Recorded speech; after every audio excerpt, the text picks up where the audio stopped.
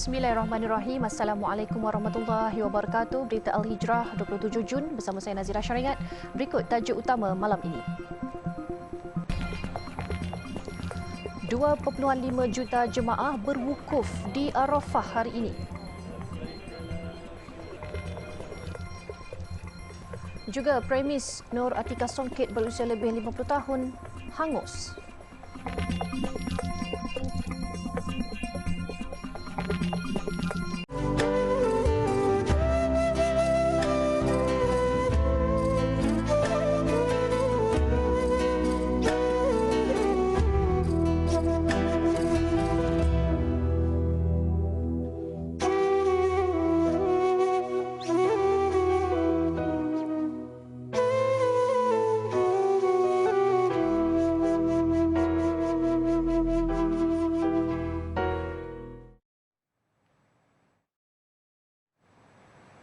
Hindari sikap takbur dan angkuh, sebaliknya amalkan sikap merendah diri. Demikian kandungan khutbah yang disampaikan Menteri di Jabatan Perdana Menteri Hal Ehwal Agama Datuk Dr. Muhammad Naim Mokhtar di Perkhemahan Jemaah Haji Malaysia di Arafah petang tadi waktu tempatan. Beliau turut menasihatkan jemaah untuk sentiasa meningkatkan ketakwaan dan mengabdikan diri kepada Allah SWT.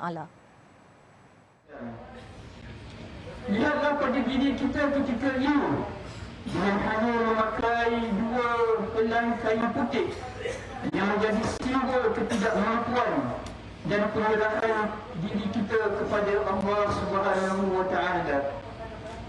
Ia merupakan lambang kesamarataan kita di hadapan Allah Subhanahu wa Ta'ala.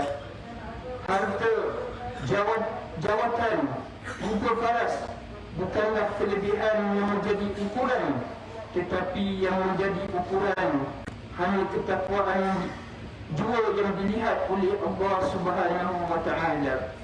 Dalam khutbah itu juga beliau turut mengingatkan jemaah tentang kandungan khutbah terakhir Rasulullah sallallahu alaihi wasallam yang menyentuh tentang harta, pengharaman riba, hak wanita dan kewajipan solat dan puasa.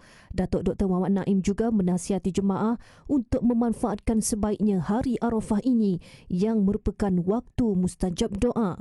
Terdahulu 31,600 jemaah haji muassasah menyertai kira-kira 3 juta umat Islam untuk berwukuf yang menjadi kemuncak kepada rukun Islam kelima itu.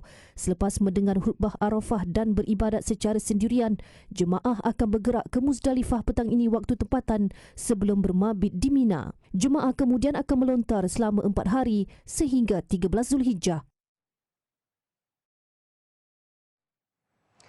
Sementara itu, 50 petugas haji menjaga 50 jemaah secara one-to-one dari segi menyiapkan diri menguruskan jemaah ke bilik air, bimbingan beribadah dan menjaga makan minum.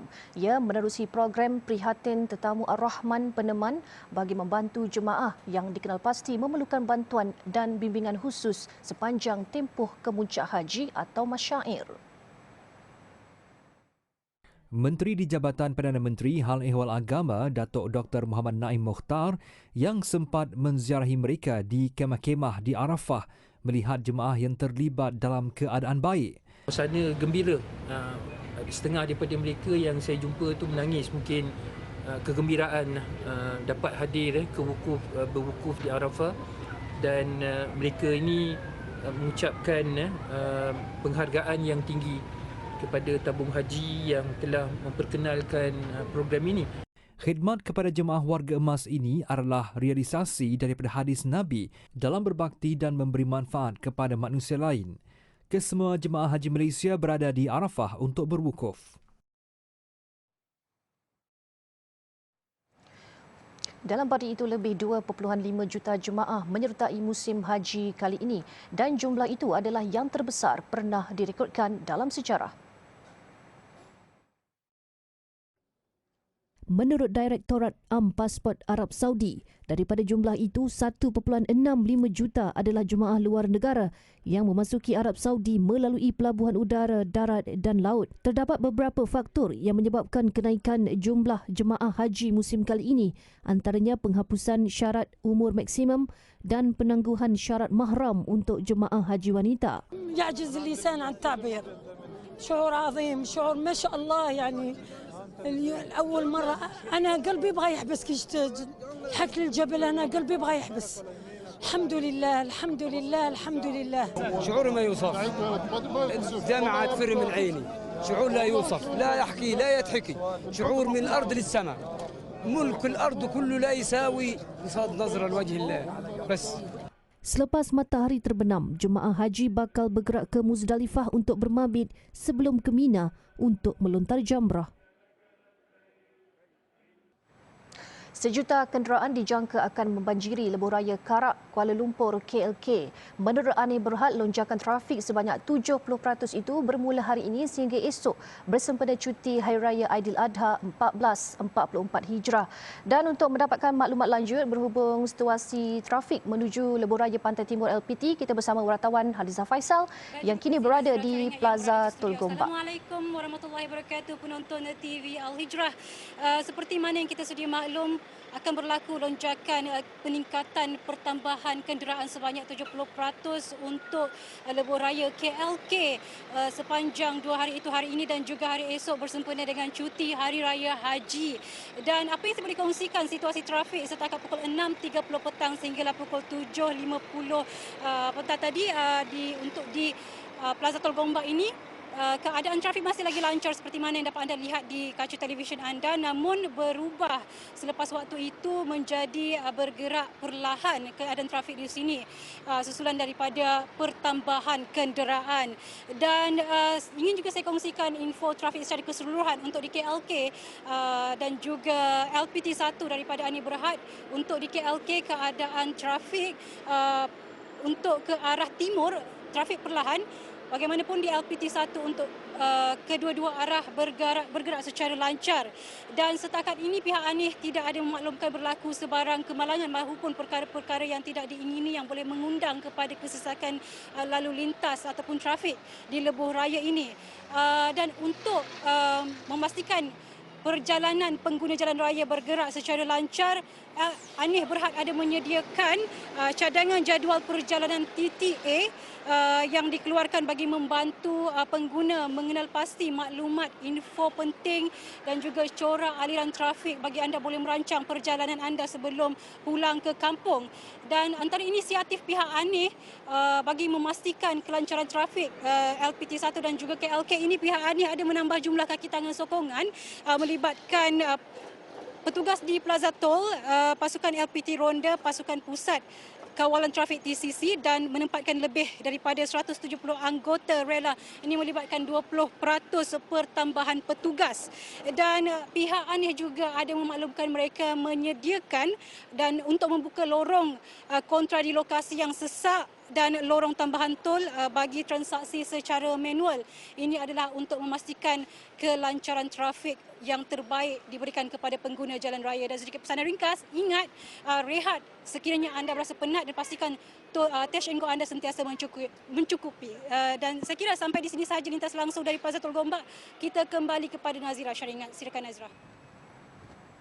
Baik, terima kasih Iza. Langsung dari Plaza Tol Gombak, kita ke laporan seterusnya. Sebuah bangunan milik usahawan songket terkenal Terengganu Nur Atika Songket yang berusia lebih dari 50 tahun hangus terbakar.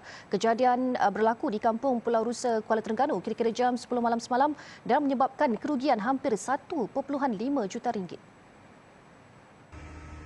Menurut pemilik bangunan terbabit Burhan Asyari 68 tahun, ketika kejadian dia bersama 6 pekerja keluar makan malam.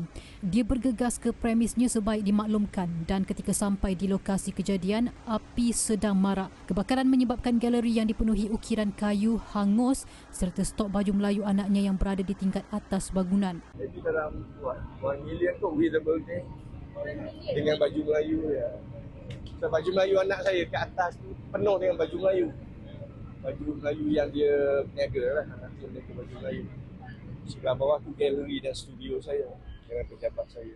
Sementara itu, Ketua Balai Bomba dan Penyelamat Kuala Terengganu, Rozizah Ibni Hajar berkata, 8 jentera bersama 38 anggota bergegas ke lokasi kejadian sebaik menerima laporan kebakaran. Katanya lagi pihak menghadapi kesukaran memadam kebakaran kerana tekanan air rendah. Anggota bomba mengambil masa 20 minit untuk mengawal kebakaran dari merebak ke premis berhampiran. Ya, sebaik bomba sampai di lokasi, kita dapati api telah merebak dengan besarlah. Ya, ini adalah kerana di dalam rumah terdapat bahan-bahan yang mudah terbakar, iaitu 10,000 helai baju Melayu yang untuk dijual sempena Hari Raya dan juga bahan-bahan ukiran kayu. Jadi kesukaran untuk mengawal kebakaran berlakulah di situ. Tambah beliau, punca dan jumlah sebenar kerugian masih dalam siasatan. Kementerian Dalam Negeri KDN memaklumkan seramai 1,120 pekerja asing yang dibawa masuk ke negara ini dari Januari hingga Mei lalu tidak mempunyai pekerjaan. Menterinya Datuk Seri Saifuddin Nasution Ismail berkata, langkah segera sudah dilakukan bagi mengesan ejen yang membawa masuk pekerja berkenaan selain turut menyenarai hitam majikan yang terbabit. Usaha kami tumpukan kepada to facilitate mereka ini untuk mendapat majikan baru. Okey, itu antara sebab dari segi trafficking in person, kalau kes begitu berlaku kemudian kita deport, yang itu kita dianggap sebagai forced labour. Kita kena elak yang itu.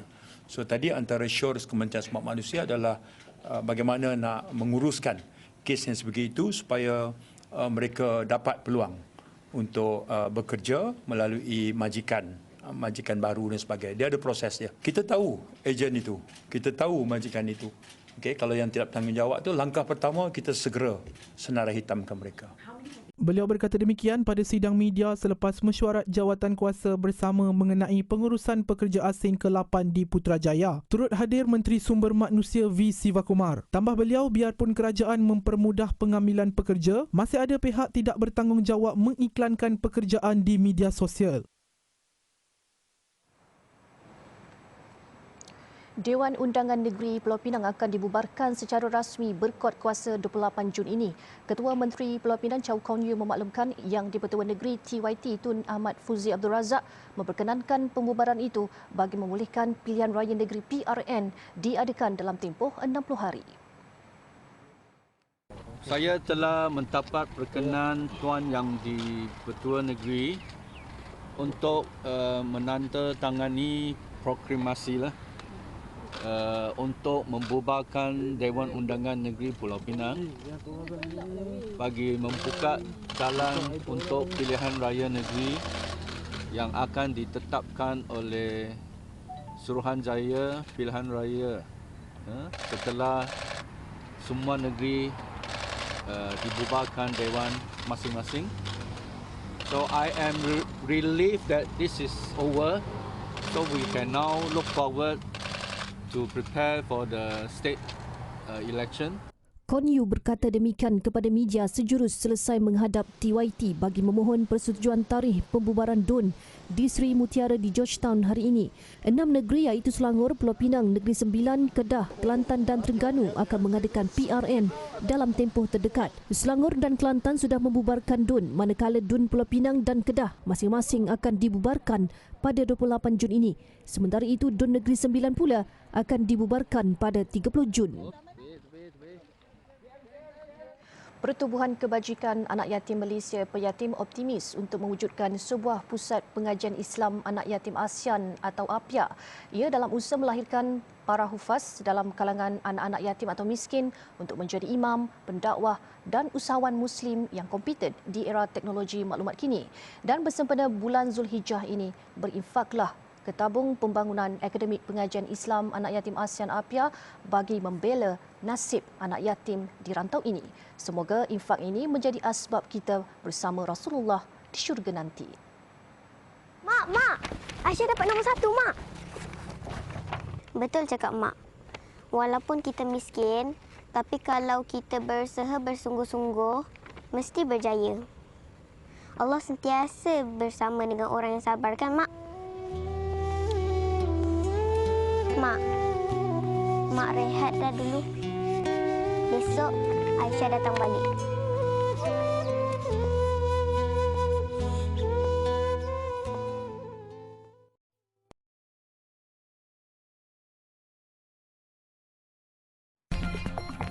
Sijil kemahiran Malaysia bakal setaraf dengan SPM.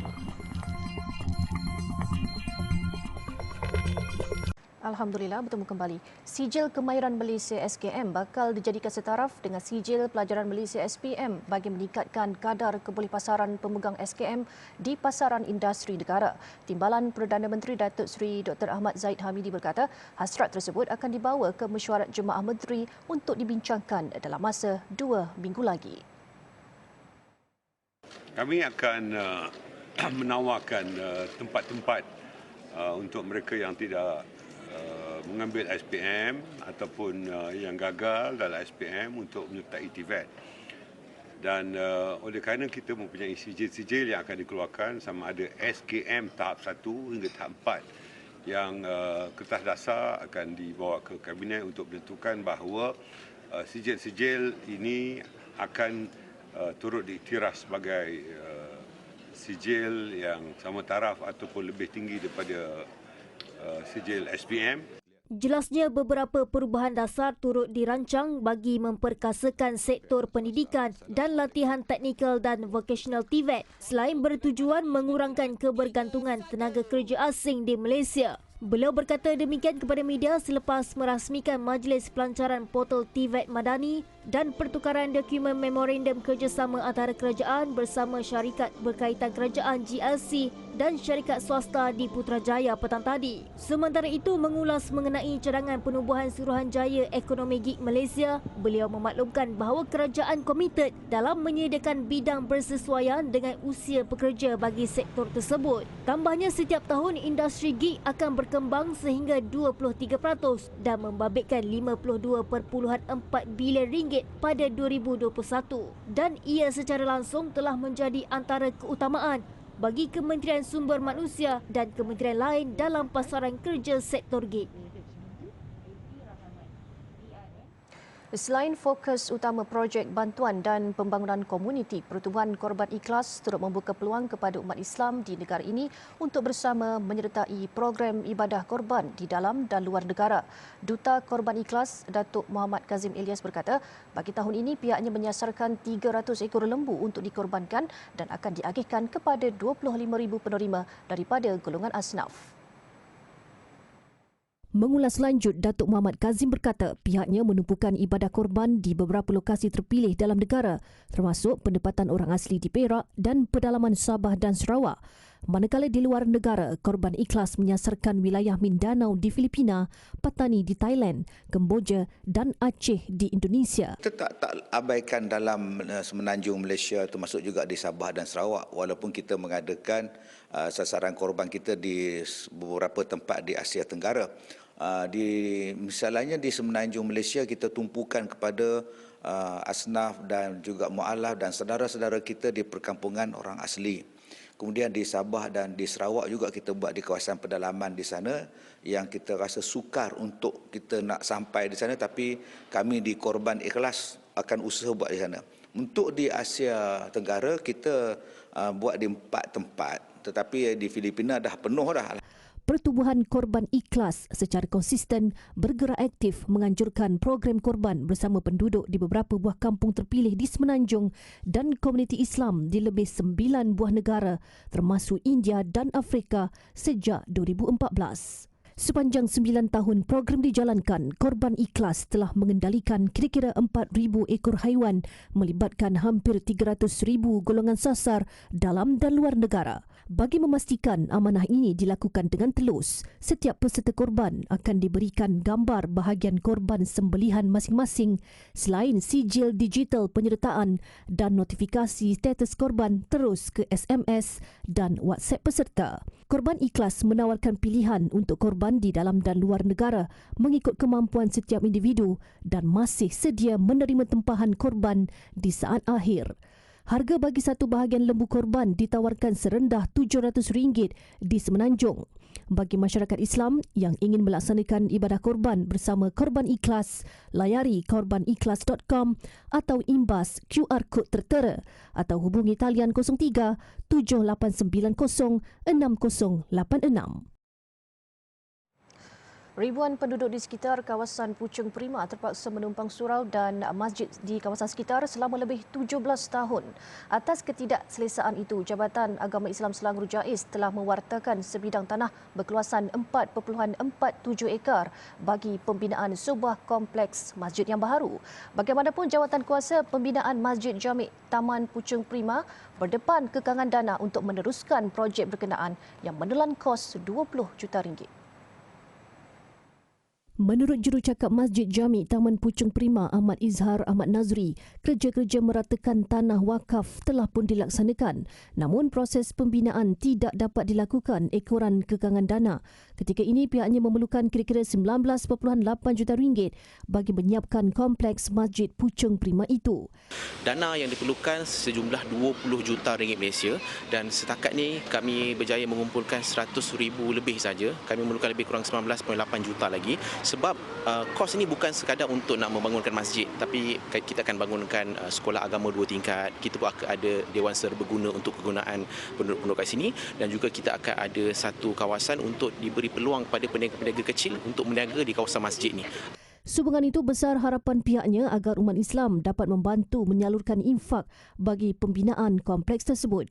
Jika ia dapat disiapkan kelak, masjid itu dapat menyediakan kemudahan beribadah yang lebih selesa kepada penduduk setempat selepas lebih 17 tahun. Kepada yang ingin menyalurkan infak bagi pembinaan Masjid Jami' Taman Puchong Prima, sumbangan boleh disalurkan secara atas talian dengan melayari laman web seperti tertera. Pertubuhan Akademik Al-Bayan tampil dengan misi dan visi memperkasa golongan mu'alaf, khususnya melahirkan pendakwah mu'alaf. Ia menerusi pembinaan kompleks pengajian Islam Akademik Al-Bayan yang pertama di Malaysia bertempat di Kampung Peguh, Melaka. Dan sempena 10 hari terawal bulan Zulhijjah ini, ayuh sama-sama berinfak ke pembangunan Akademik Al-Bayan. Semoga infak ini menjadi saham berpanjangan di akhirat. Papa, kita mau pergi mana? Hari ini ada orang buat korban. Korban? Apa tu? Orang mu'alaf macam kita ni ada bahagian daging yang akan diberikan sumbangan. Ya ke, Papa? Amin dah lama tak makan daging. Assalamualaikum, Mang. Waalaikumsalam. Daging korban ada lagi ke? Allah, daging korban dah habis, abang. Tadi orang agih-agihkan. Kalau macam tu, tak adalah rezeki kami. Pa, Amin lah, Pa.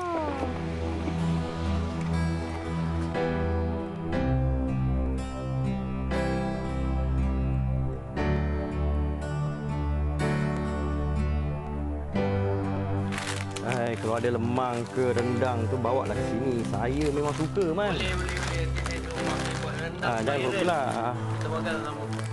Dek. Kenapa, Papa?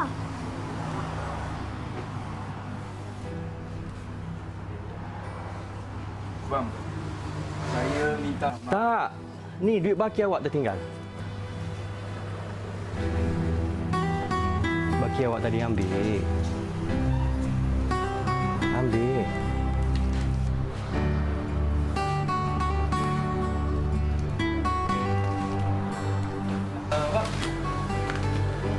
Abang ni beras tu tinggal ni.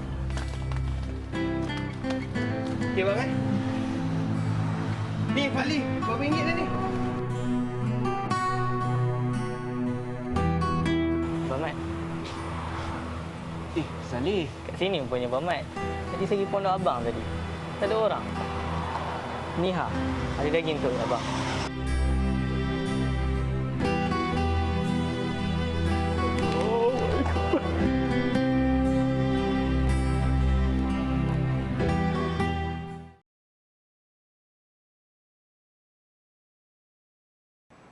Alhamdulillah, masih bersama Berita Al-Hijrah. Malaysia melakar kemenangan dalam kes tuntutan kumpulan Sulu. Ia selepas Mahkamah Rayuan The Hague hari ini menolak permohonan kumpulan itu untuk mengiktiraf dan menguatkuasakan Final Award Timbang Tara sebanyak $14.9 bilion Amerika bersamaan $62.59 bilion di negara itu. Keputusan itu dimaklumkan Perdana Menteri Datuk Seri Anwar Ibrahim yang kini dalam lawatan rasmi 2 hari ke Laos. Beliau dalam kenyataannya bersyukur dengan keputusan itu yang berjaya menamatkan satu episod tidak baik untuk negara yang mencabar kedaulatan Malaysia.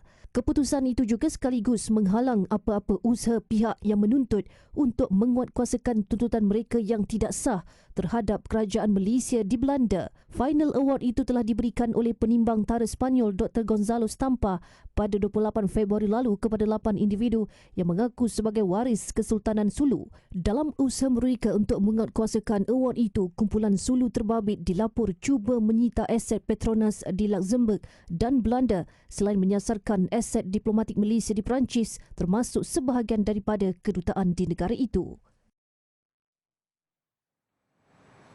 Sebungkus daging bagi kita di sini kelihatan biasa saja, tetapi berbeza dengan mereka yang menghadapi kesusahan hidup di Palestin, Syria dan Yaman. Juadah daging di sana disifatkan sebagai juadah yang mahal dan sukar untuk didapatkan bagi mereka yang tidak berkemampuan.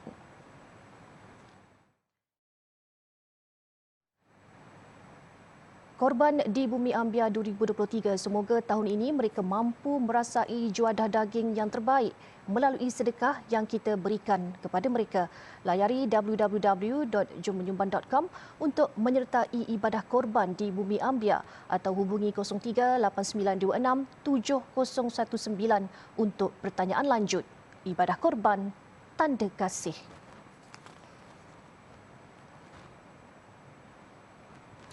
Sekian untuk malam ini. Banyak lagi kandungan berita Al-Hijrah menerusi platform media sosial seperti Facebook, Twitter, YouTube, Instagram dan TikTok. Dan jangan lupa alhijrahnews.com untuk laporan berita dalam dan luar negara serta artikel eksklusif. Jangan lupa saksikan Rehlah Ibrahim sebentar lagi masih di Zanzibar bersama Hanan Abdul Rahman ke Tumbatu Island menyaksikan kehidupan masyarakat Muslim di sana. Dan sebelum berpisah, kami sajikan detik-detik sayu dan hibah di Arafah yang menjadi saksi keinsafan seorang hamba. Alunan zikir, ayat suci Al-Quran serta doa yang dipanjatkan memenuhi ruang dan sudut Arafah yang diibaratkan seperti padang mahsyar kecil. Saya Nazira Syaringat, satukan ummah dengan ilmu bagi memberkasa Malaysia Madani.